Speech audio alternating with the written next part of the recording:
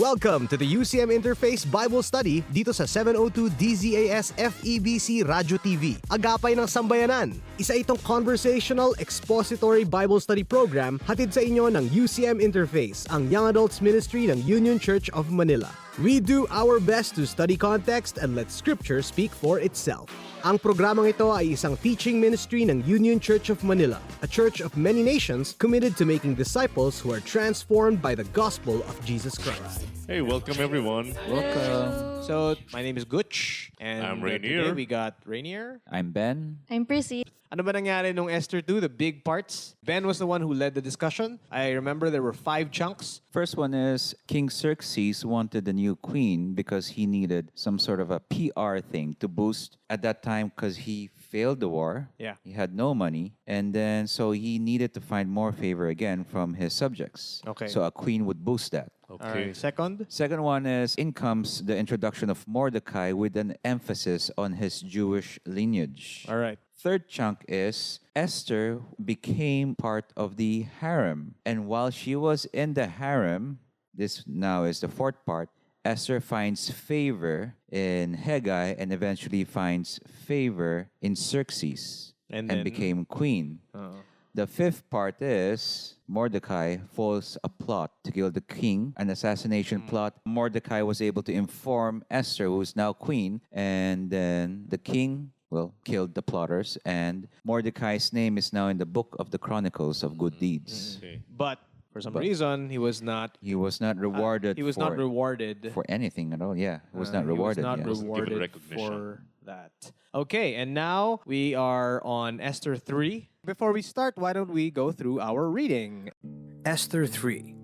After these events, King Xerxes honored Haman, son of Hammedatha, the Agagite, elevating him and giving him a seat of honor higher than that of all the other nobles.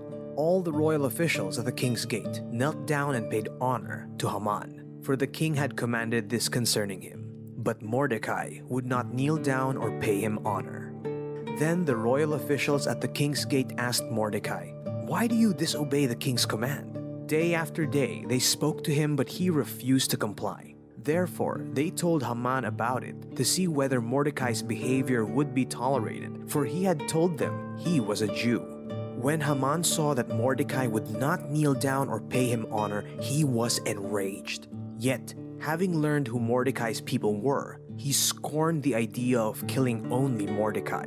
Instead, Haman looked for a way to destroy all Mordecai's people, the Jews, throughout the whole kingdom of Xerxes.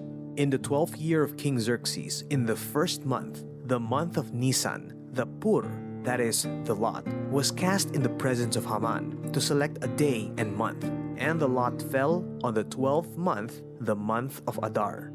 Then Haman said to King Xerxes, "There is a certain people dispersed among the peoples in all the provinces of your kingdom who keep themselves separate. Their customs are different from those of all other people, and they do not obey the king's laws. It is not in the king's best interest to tolerate them. If it pleases the king, let a decree be issued to destroy them, and I will give 10,000 talents of silver to the king's administrators for the royal treasury." So the king took his signet ring from his finger and gave it to Haman, son of Hammedatha, the Agagite, the enemy of the Jews. "Keep the money," the king said to Haman, "and do with the people as you please." Then on the 13th day of the first month, the royal secretaries were summoned. They wrote out in the script of each province and in the language of each people all Haman's orders to the king's satraps, the governors of the various provinces, and the nobles of the various peoples. These were written in the name of King Xerxes himself and sealed with his own ring.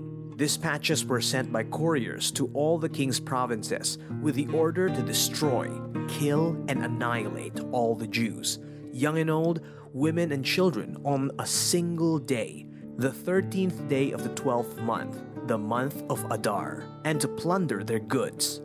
A copy of the text of the edict was to be issued as law in every province and made known to the people of every nationality so they would be ready for that day. The couriers went out, spurred on by the king's command, and the edict was issued in the citadel of Susa.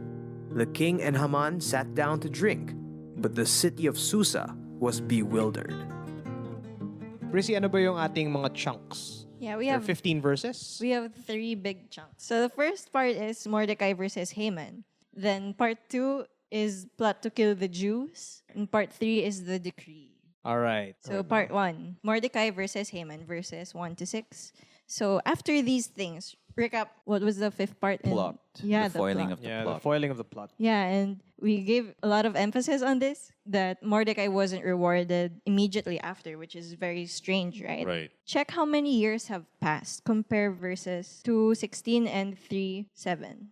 She was taken to King Xerxes in the royal residence in the 10th month, the month of Tebeth, in the 7th year of his reign. And then 3:7? Yeah, 3:7. In the 12th year of King Xerxes, in the 1st month, the month of Nisan.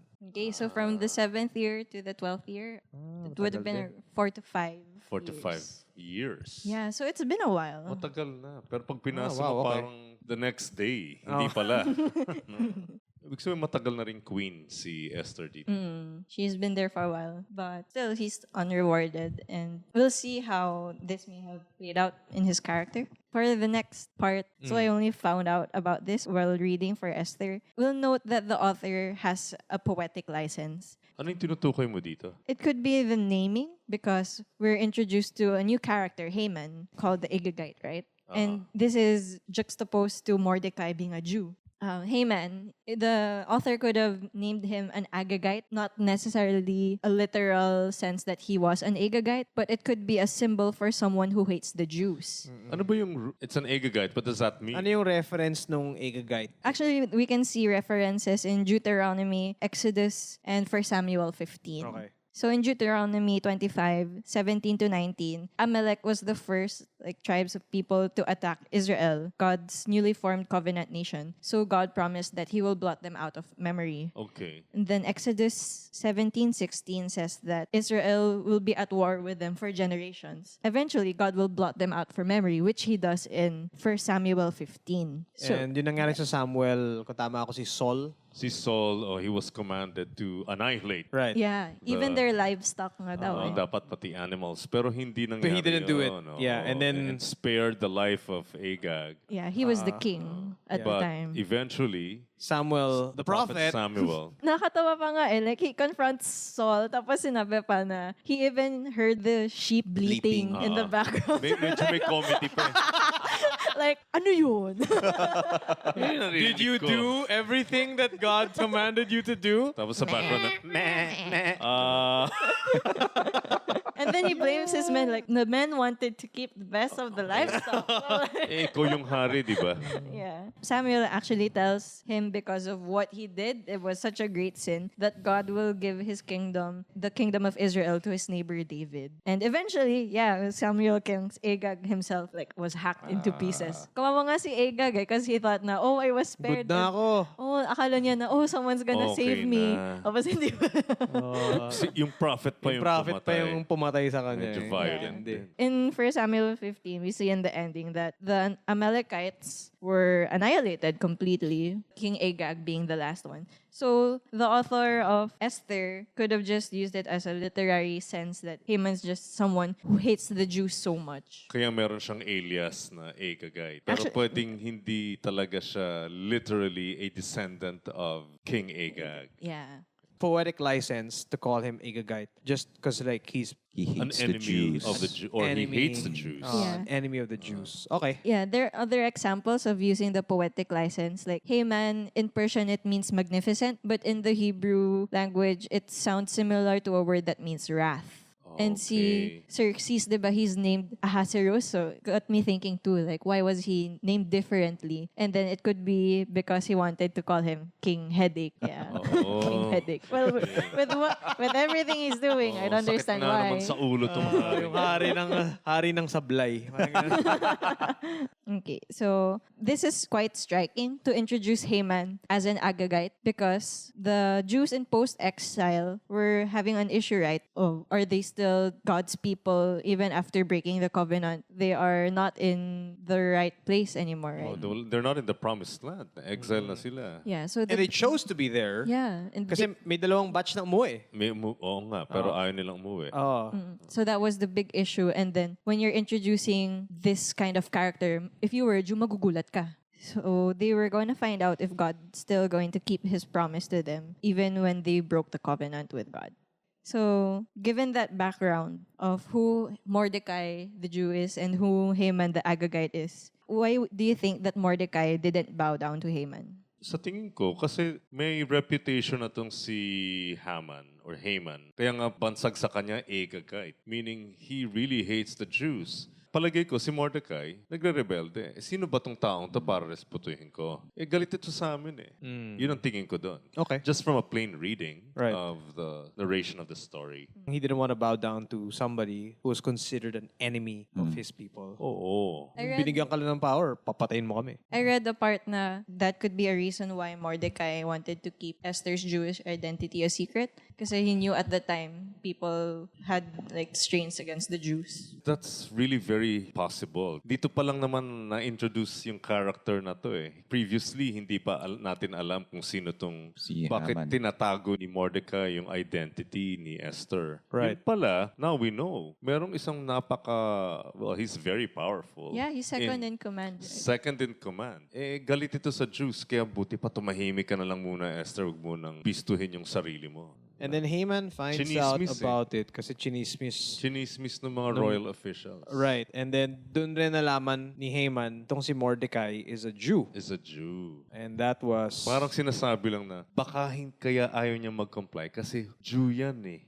So that was up to verse 5. And he would not kneel down or pay him honor. And therefore, Haman was enraged. Ingay, parang it leads to, sino ba tong dude na to na ayaw magbow sa akin? Oh, he's a Jew. Oh, lalo pa. Nagatungan. It wasn't enough for him to just kill Mordecai. He wanted to kill his people. Everybody. Diba? And that's verse 6. Instead, Haman looked for a way to destroy all Mordecai's people, the Jews, throughout the whole kingdom of Xerxes, which jumps to the next chunk, which is verse 7 to 11. So, 7 to 11. Sana hindi kayo fan ng mini-stop. During 7 to 11. Yeah, 7 to 11. In the first month, that is the month of Nisan, in the 12th year of King Ahasuerus, he cast the pur, that is the lot, before the presence of Haman. Just to explain, the pur is like a dice. Oh, yung poor. Yeah. It's a common thing in the ancient East to use lots to like have divination from the gods about making decisions And that's what he used to be able to... to decide when he's gonna do his plan. and it fell on 12th month. the month of Adar. Okay. So he goes to King Xerxes and say, "Oh, there's a certain people scattered and separated in your provinces in the kingdom, and their laws are different from every other people, and they don't observe the laws of the king. It's not appropriate for the king to tolerate them." So he tells him, if it pleases the king, destroy them, and I will pay you money for you to do the job. May tanong ako dito eh. Totoo kaya tong accusation na to? Sabi kasi their customs are different from all other people and they do not obey the king's laws. Pwedeng totoo pa yung the first half, pero totoo kaya yung they're not obeying the king's laws? Probably not. Kasi, just to remember, they were given favor by the granddad of Xerxes. Xerxes, Oo. To go. Kaya nga, and- ang suspecha ko dito, gatong talaga to ni... Gatong talaga eh. And Gatong to. they've been there for 70 years na, di ba? I think at this time, these More. exiled people, 70 years. But ngayon lang may nag-complain about them not following the laws. Yeah. They're probably not lawbreakers. I also find interesting though that Haman had to mention that their customs are different. But the Persian Empire is 127 provinces of differing right. customs and differing language, diba? So, what did Haman have to even say that? He must really hate the Jews. Minsan gano'n naman talaga tayo, di ba? Pag galit ka sa isang tao, You just say nag-iimbento whatever. ka na. You just say whatever you Oh, can. para lang ma-convince mo yung kausap na ganyang kasama yan. Actually, the interesting part here is he doesn't even mention the Jews. Walang mention. He didn't even name them. We He just did want to not kill... even bother to ask for Parang, more "Sino ba tong information, for details. Wala man lang ganun. O sige, go! King headache talaga eh. Hari Well, ng it really sablay. says a lot about his style of leadership. Oo. Kasi nga, mukhang depressed, wala na yung pakialam. O, sige, sige, kung anong sige. gusto mo. Oo, kung anong gusto mo, patayin mo Bahala na ka. sila. Well, maybe King Xerxes didn't ask many questions na kasi parang he's gonna get 10,000 talents of silver anyway. That is Yeah. also Why do you think interesting Haman point. offered that? I think because Haman knew that, well, the royal treasuries are pretty low in their Because low they funds lost na. the war. Actually, he offered a tribute of 10,000 talents, right? That's an equivalent to 2/3 of his yearly income. Grabe. Ang laki nun, di ba? Can you imagine, 2/3 of your yearly income ibibigay mo, mapatay lang talaga itong mga kaaway mo. But, ang tanong naman dyan, hindi naman tinanggap nung king, di ba? Yung pagkakabasa ko about that, yung keep the money and do with the people as you please. It could have been like an Eastern custom daw na pakita lang na, hindi, tago Hindi, mo yung okay na pera. yan, okay Pero na. binigay pa rin daw yung pera. Baka binulsa pa rin. Oh, binusa pa rin daw. Pero this could have been just like a politeness. Duda ko, Pilipino ba tong si Xerxes? Ano yun, yung parang, Grabe. gusto mo ba kumain? Hindi, Hindi po, okay na po. Okay Pero na sige, po. sige. Sige na, sige. Ang Pilipino, Pa-extra rice 3 naman yan, beses mo i-offer pa yan eh. Bago, the third time you offered food to the Pinoy, pag nag-oo na yan, oo talaga yan. Oo, Pag hindi, ay, huwag mo nang kulitin yung pa. oo na may extra rice. So if it pleases the king, let a decree be issued to destroy them, and I will give 10,000 talents of silver to the king's administrators for the royal treasury. So yun nga, parang he wanted to make sure that this Na pushes mangyari through. to. Bibigyan ko pa ng budget niya. Budget. And then, ano yung ginawa ng hari? Took the signet ring from his finger and gave it to Haman. Pag binigay yung signet ring, ano yung nangyari pag ganun? Yun yung symbol of power, di ba? On authority na, ito galing to sa akin. I think the last time we read about something like that was with Joseph. Oh, Tama ba? that's Ano right. yun ba, Yeah, diba? Joseph was... He was like he- as powerful as the Pharaoh because of he was given the signet ring. Oh, yeah, that's right. Yeah. Nangyari na rin yan dun sa the parable of the lost son. Oh, pero that's not yet happening here. No, but it's just an example of authority, giving authority to someone. Transferable signature. Yeah. Oo nga. Ano ba equivalent nun sa atin ngayon? Yun ba yan? E-signature. Ano yun? Equivalent here is Letter of authority. yeah, or special power of attorney or letter of authority. Parang ganun yung Yeah. effect nun. Okay. So, the king is like, go lang, kahit di ko kilala Oh, sila. kahit anong gusto mong mangyari, ito. Sige, ito. Bibigay ko na sa yung aking e-signature. No questions asked na yan. Do what you want. And then, So, nasa third part na tayo. The third chunk, which Yeah. is 12. The decree. So the king's secretaries were called in the first month on the 13th day. A decree was issued according to all that Haman commanded. It was given to each of the province according to their own language. And letters were sent to the couriers to destroy, to kill, to annihilate all the Jews. Wow. Young and old, women and children on a single day. Walang ititira talaga. Walang ititira. On one day. That day is the 13th day of the month. That is Adar. 13th this is day of the 12th significant. month. Yeah. What's the significance of the 13th one? Di ba ito yung panahon na ng Passover? Yeah, sa Exodus 12. So what does the Passover celebrate again? Yung Passover meal, well, the first time they celebrated it, of course, ang context nga yung kanilang pag-alis sa Egypt. Dahil they were slaves in Egypt and then they left Egypt. On the night before they left, ang ginawa nila doon, meron silang a yearling na lamb. They'll slaughter the lamb, but they will not break the bones. They'll roast it. Ang gagawin nila dun sa dugo, they painted the post and the lintel of their doors. Okay. Tapos, dahil nga ito na yung plague, the last plague, which is death, that will kill all the firstborn, whether it's firstborn tao o kaya ng hayop, mamamatay lahat. Except for households with the blood of the lamb. Sila yung spared. So ito yung taon-taon na lang nila palaging sineselebrate because they are... Commanded to celebrate it, Right, but remember they what have to happened. remember God's redemption. Yeah, so it happens the night before they were supposed to celebrate the Passover. So if you were a Jew, how would you react to this kind of announcement given the timing? Coincidence din, di ba? Yeah. Medyo ang ganda ng timing na the announcement happened The night before the night celebration before the celebration of Passover. being How saved from ironic. death. Yeah. It's Grabe. very ironic. Grabe. Ang iniisip ko dyan yung kumbaga katumbas niyan sa atin, maybe not a completely direct analogy, parang meron tayong celebration na dapat masaya pero bigla ka naging malungkot. Nangyari to sa family namin eh. December 24 was the birthday of my uncle. So masaya kami nun. But my aunt, his wife, died on his birthday. December 24. man. Parang, alam mo yung gano'n, na dapat masaya kami. Yeah. And then Christmas Day, dapat masaya kami. Pero hindi eh. May nangyaring hindi maganda. Sa tingin ko, parang ganun din yung sa announcement nung edict. You can imagine how devastated they were. Yeah. It's not just someone's gonna die in the family, but your entire race is gonna get Right. annihilated. Grabe. Young, old, women, children, and not just that, their goods are also going to be plundered. On At hindi lang yun. It's not gonna happen at once. May matagal pa na panahon. It's may actually buwelo. 11 months after pa. Oo, 11 months after. Ibig sabihin, grabe yung grief, yung fear, it's a combination of all these negative emotions na malapit na tayo mamatay. Pero May I- taning na yung buhay natin. I wonder nga, like, some commentators say na they had a lot of time to escape, but But they didn't. I wonder if escape is easy to think about, but maybe there's really no other option for them. Or they were still hoping that something might work out and they would still be spared somehow. Could be, yeah. What patterns do you see so far in Esther 3 and also in the previous chapters? First few chapters is really a setup. And in terms of storytelling, this would probably be the inciting action. But then, because this is the big crisis Right. that is going to be addressed all the way to the end. This is central to the story. And it's all because Mordecai refused to bow down. Just that one action. Nadamay lahat. Lahat ng Jews nadamay. And that seems unfair.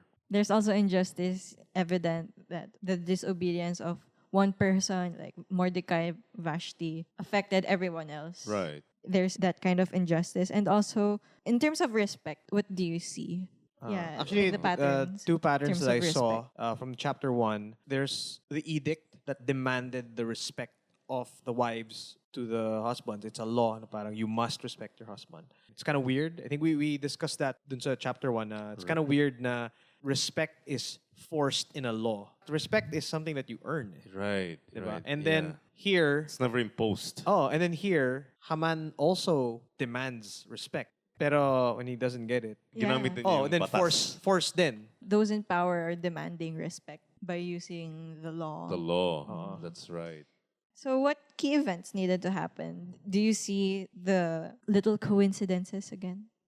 Considering that, I also mentioned it before na maybe the coincidences, because that's the theme, diba? The small coincidences that build up, small things that were planted that build up to big things. We usually see that as like a small positive thing that leads to a big positive thing. But maybe it's not always like that. Maybe it's some small negative thing that leads to a big negative thing, which may lead to a big The positive aggravation. thing. Maybe God's plan isn't always a straight arrow to hashtag blessed. The usual hashtag blessed. But maybe Yeah, it's it's a something long like, and winding road. oh, na maybe God's plan will sometimes lead you to the worst parts. Well, it says nga, di ba, na what you meant for evil, I would turn it into good. Yeah, that's from Genesis. Genesis, from Joseph. Genesis, Yeah. a story ni Joseph. Pero nga, dito bigla kang kinabahan eh. Ang ganda na sana eh. Everything was going well. yeah, I know. Esther's queen. Mordecai has some influence. But suddenly, Oops. Ito na. Umikot. Alam mo, nakita ko dito, there's always that threat to the seed of the woman. There's always a threat to the fulfillment of God's promises. Beginning from Genesis 3:15, and the seed of, rather, the offspring of the woman versus the offspring of the serpent. He will crush his head, but he will strike his heel. Andiyan na yung conflict na yan palagi, and there's always that threat to the existence of the seed of the woman. Fast track mo yan, that's Jesus. Palaging may threat na ganun kay Abraham. Tapos ituloy-tuloy mo pa yung kwento hanggang kay Jacob na gustong patayin ng kapatid niya na si Esau. And then Jacob's whole family was also threatened because of the famine. Hanggang kay Ruth. didn't the line of Jesus, yung ancestors niya were part of the people who went back to Jerusalem. Diba, ngayon, there's two groups of Right, people. The Jews that stayed and the Jews that went home. But even the Jews that went back to Jerusalem are still under the rule of Xerxes. They're not a free nation. They're still under. They still belong to the empire. They're not free people. They're not a free nation. Okay. Kaya nga nag-supply pa ng mga di ba, yung mga kailangan o ano ba kailangan Right, patay. right. That's all supplied by the empire. Okay. Kaya ang effect nito, Wipe out talaga. lahat yan. Kaya nga yung 127 provinces na sinasabi, kasama sila doon. So that also, kasama doon yung mga umuwi na ng Jerusalem. Okay. Lahat sila mamawipe out dito. So nakikita ko na tong theme na to. There is always a threat. Kaya nga, ang ganda ng resurrection eh. Tinapos talaga yung kwento. Victorious eh. Okay, wala na ang threat, tapos na. Touchdown Oh, talaga. tapos na yung threat. Eto na. Kaya tinapos na ni Jesus yung kwento sa Right. resurrection niya. My takeaway is that sometimes there's a misconception. When you walk with Jesus, it's like it's always going to be a smooth journey.